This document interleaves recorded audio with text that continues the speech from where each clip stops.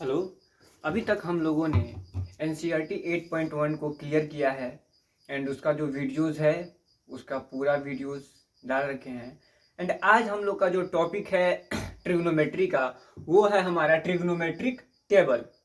आज हम आप लोगों को ट्रिग्नोमेट्रिक टेबल का फॉर्मेशन कराना सिखाएंगे कि कैसे अगर आप लोगों को ट्रिग्नोमेट्रिक टेबल याद ना रहे फिर भी आप ट्रिग्नोमेट्रिक टेबल एक ट्रिक की हेल्प से आसानी से बना सकते हैं एंड उसका यूज आप लोग अपने क्वेश्चंस में कर सकते हैं। तो आइए हम लोग सीखते हैं ट्रिग्नोमेट्रिक टेबल का फॉर्मेशन।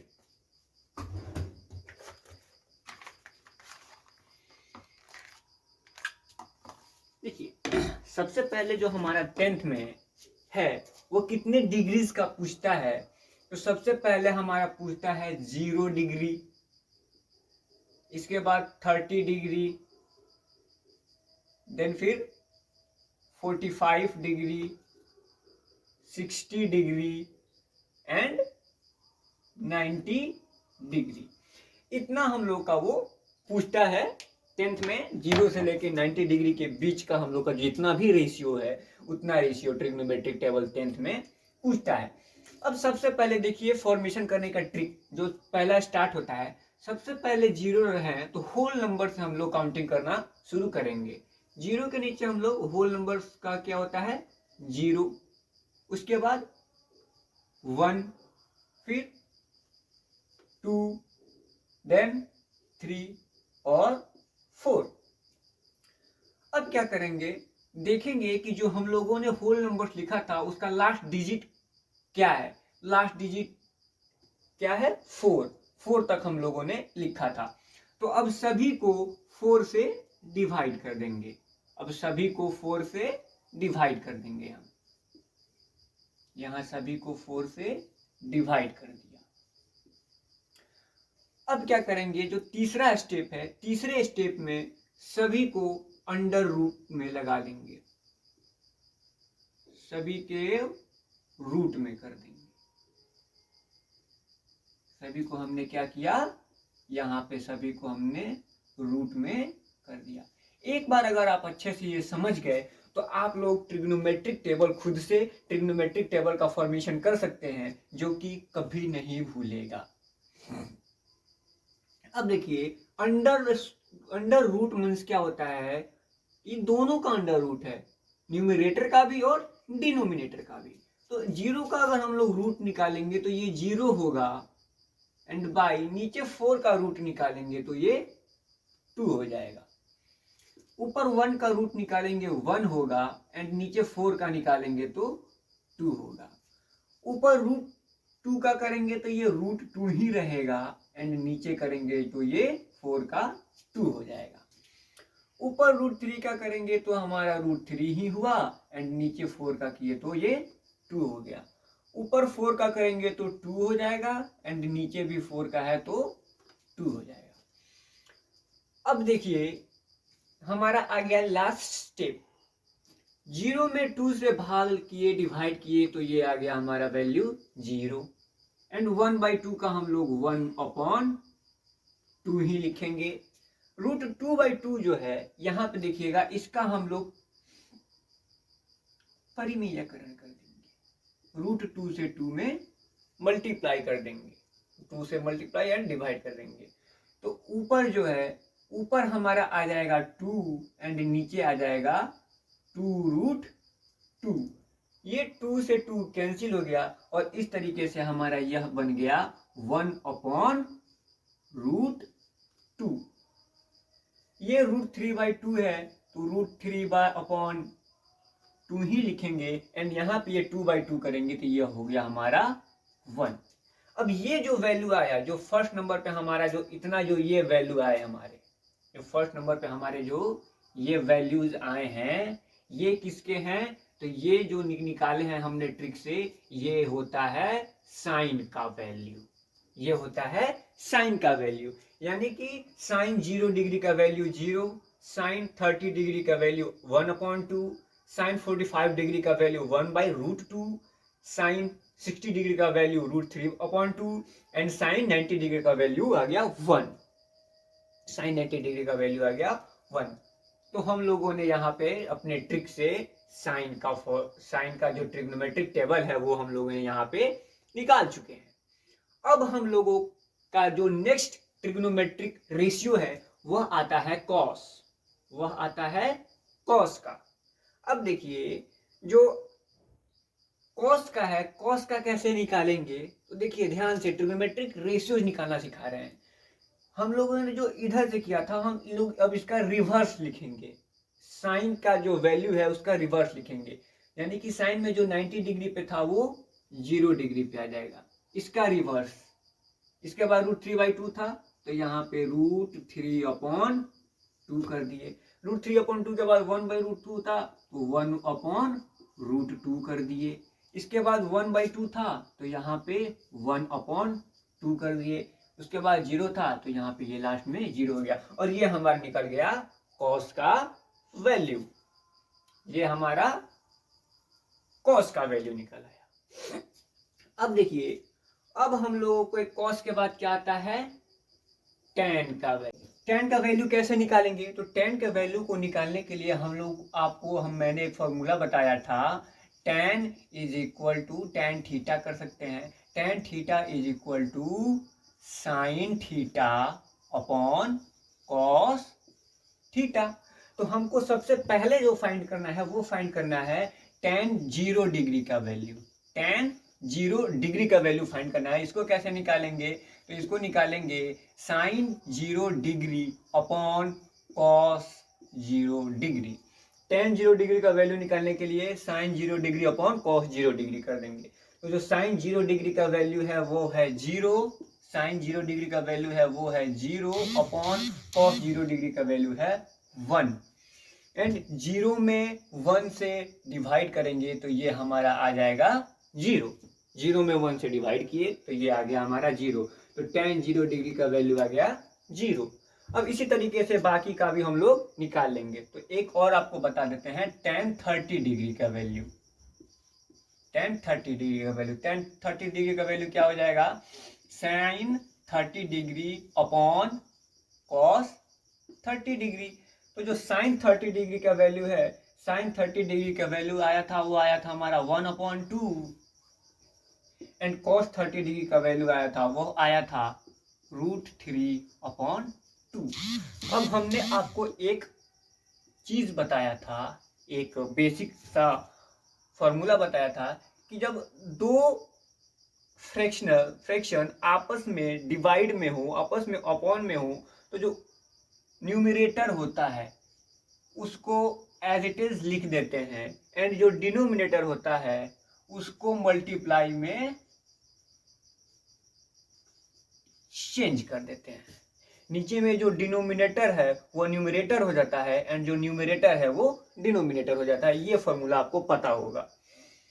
अब देखिए 2 से 2 हमारा कैंसिल हो गया और अब बचा क्या, 1/√3 और इस तरीके से हमारा tan 30 डिग्री का वैल्यू आ गया 1/√3। इसी तरीके से बाकी का भी निकाल लेंगे हम। यहाँ पे वैसे ही पुट कर दे रहे हैं, बट आपको अगर निकालना हो तो इसी तरीके से, इसी फॉर्मूले से बाकी सारे जो डिग्रीज है, जो सारे एंगल्स है, उनका फॉर्मूला आप निकाल सकते हैं। इस तरीके से tan 45 डिग्री का वैल्यू निकालेंगे तो वह आ जाएगा हमारा 1 एंड tan 60 डिग्री का वैल्यू निकालेंगे वह हमारा हो जाएगा √3 एंड tan 90 डिग्री का वैल्यू निकालेंगे तो वह हो जाएगा अनडिफाइंड, यानी कि अनडिफाइंड ही हमारा हो जाएगा। ये कैसे होगा, तो देखिए जो tan 90 डिग्री का वैल्यू निकालना होगा तो देखिए tan 90 डिग्री ये क्या हो जाएगा, ये हो जाएगा sin 90 degree upon cos 90 degree. देखिए sin 90 डिग्री का वैल्यू हम लोगों ने निकाला था 1 एंड cos 90 डिग्री का वैल्यू निकाला था 0। अब आपको पता होगा कि किसी भी डिजिट में अगर हम 0 से डिवाइड करते हैं तो वह ऑलवेज अनडिफाइंड होता है, वह ऑलवेज अनडिफाइंड होता है और अनडिफाइंड को हम लोग इस सिंबल से डिनोट करते हैं। तो इसका इस सिंबल का मतलब हो गया अनडिफाइंड। इसी तरीके से आपको कॉट का निकालना हो तो देखिए कॉट का भी आपको बताए थे, कॉट का भी बताए थे cos theta by sine theta, उस तरीके से भी निकाल सकते हैं। एंड जैसे आप लोगों ने साइन का निकाला था इसको रिवर्स करके, उसी तरह कॉट का भी वैल्यू अगर हम टेन के वैल्यू को रिवर्स कर देंगे तो कॉट का वैल्यू आ जाएगा। तो पहले इसमें जो लास्ट में था वो पहले आ जाएगा, यानी कि यहाँ पे हो जाएगा अनडिफाइंड, उसके बाद दिया था √3 तो √3 लिख देंगे, इसके बाद दिया था 1, यहाँ पे 1 लिख दिया, उसके बाद 1/√3 था तो 1/√3 कर दिए, उसके बाद 0 था तो ये 0 हो गया। अब कॉट के बाद हम लोग आते हैं सेक एंड कॉसेक पे, कॉट के बाद हम लोग सेक एंड कॉसेक पे आ जाते हैं। तो सबसे पहले सेक का वैल्यू निकालेंगे। अब देखिए सेक का भी वैल्यू निकालने के लिए आपको एक फॉर्मूले की जरूरत पड़ेगी। सेक का वैल्यू निकालने के लिए आपको एक फॉर्मूला चाहिए, यानी कि सेक का वैल्यू निकालने के लिए 1/cos, ये आपको हमने बताया था। सेक थीटा, थीटा भी लगा सकते हैं, sec theta is equal to 1/cos theta, ये फॉर्मूला हमने आपको बताया था। एंड इसी फॉर्मूले का यूज करके आप लोग सभी एंगल का वैल्यू निकाल सकते हैं। यानी कि सेक थीटा का जो भी वैल्यू है, सेक यानी कि सॉरी कॉस थीटा का जो भी वैल्यू है, अगर उसको हम उल्टा कर दें, उसको रिवर्स कर दें, उसको उल्टा कर दें तो हमारा कॉस सेक थीटा का वैल्यू निकल जाएगा। अगर हम लोग कॉस थीटा के वैल्यू को रिवर्स कर देंगे तो वो सेक थीटा का वैल्यू होगा। अब देखिए सेक 0 डिग्री का वैल्यू निकालने के लिए हम लोग cos 1 को रिवर्स करेंगे, cos 0 डिग्री के वैल्यू को रिवर्स करेंगे। तो cos जो 0 डिग्री का वैल्यू निकाले थे वो निकाले थे 1, यानी कि 1/1। तो इसको अगर रिवर्स करेंगे तो रिवर्स करने के बाद भी ये हमारा 1/1 ही रहेगा, और इस तरीके से सेक का वैल्यू आ जाएगा 1, सेक 0 डिग्री का वैल्यू आ जाएगा 1। उसके बाद था सेक 30 डिग्री। सेक 30 डिग्री निकालने के लिए हम लोग cos 30 डिग्री के वैल्यू को रिवर्स कर देंगे, यानी कि जो न्यूमेरेटर है वो डिनोमिनेटर हो जाएगा एंड जो डिनोमिनेटर है वो न्यूमेरेटर हो जाएगा। तो cos 30 डिग्री का वैल्यू दिया था √3/2, इसका उल्टा करेंगे तो सेक 30 डिग्री का वैल्यू हो जाएगा 2/√3। इसी तरीके से सेक 45 डिग्री का वैल्यू निकालने के लिए cos 45 डिग्री को रिवर्स कर देंगे, यानी cos 45 डिग्री था 1/√2 तो सेक 45 डिग्री हो जाएगा √2। इसी तरीके से सेक 60 डिग्री का वैल्यू निकालने के लिए cos 60 डिग्री के वैल्यू को रिवर्स कर देंगे। तो cos 60 डिग्री का वैल्यू था 1/2 तो सेक 60 डिग्री का वैल्यू हो जाएगा 2/1, यानी कि 2। एंड इसी तरीके से सेक 90 डिग्री का वैल्यू निकालने के लिए हम लोग cos 90 डिग्री के वैल्यू को रिवर्स कर देंगे। cos 90 डिग्री का वैल्यू, cos 90 डिग्री का वैल्यू था हमारा 0, यानी कि 0/1। तो इसको अगर रिवर्स करके हम लोग सेक 90 डिग्री का वैल्यू निकाले रिवर्स करके तो यह हो जाएगा 1/0। बताए थे 1/0 क्या होता है, अनडिफाइंड होता है। तो यहाँ पे सेक 90 डिग्री का वैल्यू हमारा अनडिफाइंड हो जाएगा। अब हम लोगों को निकालना है, अब हम लोग का एक बचता है कॉसेक का, एक बचता है कॉसेक का। कॉसेक का वैल्यू निकालने के लिए, कॉसेक का वैल्यू निकालने के लिए ध्यान दीजिएगा कि कॉसेक का भी इसी तरीके से सेम फॉर्मूला बताए थे जैसे सेक का बताए थे। कॉसेक थीटा जो होता है वह 1/sin थीटा होता है। तो इसी तरीके से अगर कॉसेक 0 डिग्री का हमको वैल्यू निकालना हो तो साइन 0 डिग्री के वैल्यू को अगर हम रिवर्स कर देंगे, देखिए सेक थीटा का वैल्यू निकालने के लिए, सेक का वैल्यू निकालने के लिए हम लोग कॉस के वैल्यू को रिवर्स कर रहे थे, और अब कॉसेक का वैल्यू निकालने के लिए हम लोग साइन के वैल्यू को रिवर्स करेंगे। तो यहाँ पे अगर हम लोग कॉसेक का देख लें, यहाँ पे कॉसेक का देख लें तो कॉसेक का यहाँ पे भी लिख दे रहे हैं 0 degree, 30 degree, 45 degree, 60 degree and 90 degree. तो कॉसेक 0 डिग्री का वैल्यू देखने के लिए हम लोग साइन 0 डिग्री के वैल्यू को रिवर्स करेंगे। तो जो साइन 0 डिग्री का वैल्यू होता है, जो साइन 0 डिग्री का वैल्यू होता है वो होता है 0, यानी कि 0/1। तो कॉसेक 0 डिग्री का वैल्यू निकालने के लिए हम इसके इसको रिवर्स करेंगे, यानी कि जो 0/1 था वो 1/0 हो जाएगा, एंड 1/0 जो होता है वो होता है अनडिफाइंड। तो से cosec 0 डिग्री का वैल्यू हो गया अनडिफाइंड। cosec 30 डिग्री का वैल्यू निकालने के लिए हम लोग sin 30 डिग्री के वैल्यू को रिवर्स करेंगे। sin 30 डिग्री का वैल्यू दिया था 1/2, तो cosec 30 डिग्री का वैल्यू हो जाएगा 2/1 यानी कि 2।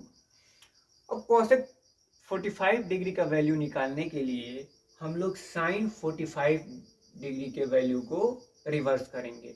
तो sin 45 डिग्री का वैल्यू था 1/√2, तो cosec 45 डिग्री का वैल्यू इसका रिवर्स हो जाएगा, यानी कि √2 ऊपर चला जाएगा, 1 नीचे आ जाएगा। तो cosec 45 डिग्री का वैल्यू हो जाएगा यहाँ पे √2। एंड cosec 60 डिग्री का वैल्यू निकालने के लिए sin 60 डिग्री के वैल्यू को रिवर्स करेंगे। तो sin 60 डिग्री का वैल्यू था √3/2, इसलिए cosec 60 डिग्री का वैल्यू हो जाएगा 2/√3। एंड लास्ट में cosec 90 डिग्री का वैल्यू निकालने के लिए sin 90 डिग्री के वैल्यू को रिवर्स करेंगे। तो sin 90 डिग्री का वैल्यू था 1, यानी कि 1/1, तो cosec 90 डिग्री का वैल्यू वही रहेगा 1/1 यानी कि 1। अब यहाँ पे देखिए cosec और sec में भी एक ये चीज चलता है। sin का वैल्यू हम लोग ने ट्रिक से निकाला, cos का वैल्यू sin के पूरे वैल्यू को उल्टे तरीके से लिखना शुरू किया, यानी कि इस तरीके से गए sin में, और cos में इस तरीके से आए, इस तरीके से गए यहाँ तक, फिर इसको इस तरीके से लेके आए। फिर tan का वैल्यू हम लोगों ने निकाला sin/cos से ये, एंड cot का वैल्यू फिर इस तरीके से गए, इस तरीके से आ गए। sec का वैल्यू हम लोगों ने 1/cos से निकाला, और अगर cosec का भी वैल्यू निकालना हो तो जो इस तरीके से गए थे वो इस तरीके से आ जाएंगे। यानी कि हम लोग को बेसिक 3 चीजें फॉर्मूले से निकालने पड़ेंगे। पहले तो साइन का, एंड उसको उल्टे तरीके से लिखेंगे तो cos का हो जाएगा।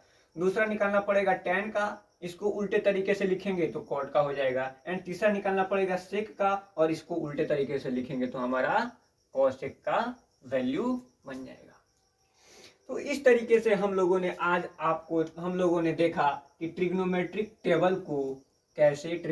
टेबल का फॉर्मेशन कैसे कर सकते हैं। अगर आपको ट्रिग्नोमेट्रिक टेबल नहीं याद करना पड़े, या फिर अगर आपको ट्रिग्नोमेट्रिक टेबल याद ना हो, तो आप लोग इस ट्रिक का यूज करके अपना ट्रिग्नोमेट्रिक टेबल बना सकते हैं। एंड जब भी आप लोग क्वेश्चन में यूज करना चाहें तो ट्रिग्नोमेट्रिक टेबल का फॉर्मेशन पहले कर लें, देन आप लोग इस क्वेश्चन को सॉल्व करना शुरू करें। एंड जब आप लोग इस तरीके के क्वेश्चन को सॉल्व करना शुरू कीजिएगा तो आप लोगों को एक चीज दिखेगा कि आप लोगों को क्वेश्चन बनाते समय ही ये सारे वैल्यूज ऑटोमेटिकली याद हो जाएंगे। क्वेश्चन बनाते समय ही ये सारे वैल्यूज ऑटोमेटिक याद हो जाएंगे। तो जब फर्स्ट बार आप लोग क्वेश्चन बनाना शुरू करें तो सबसे पहले इस ट्रिग्नोमेट्रिक टेबल का फॉर्मेशन इस ट्रिक के जरिए कर लें, उसके बाद आप लोग क्वेश्चन बनाना शुरू करें। एंड देखिएगा कि जैसे जैसे क्वेश्चन बनाते जाइएगा आपको ट्रिग्नोमेट्रिक टेबल का ये सारे वैल्यूज आसानी से याद हो जाएंगे। तो ये रहा, यहीं तक था हमारा आज का क्लास। एंड कल से हम लोग अपना एनसीईआरटी एक्सरसाइज 8.2 का क्वेश्चन का सॉल्यूशन करने जाएंगे। तो फिलहाल के लिए गुड बाय, टेक केयर।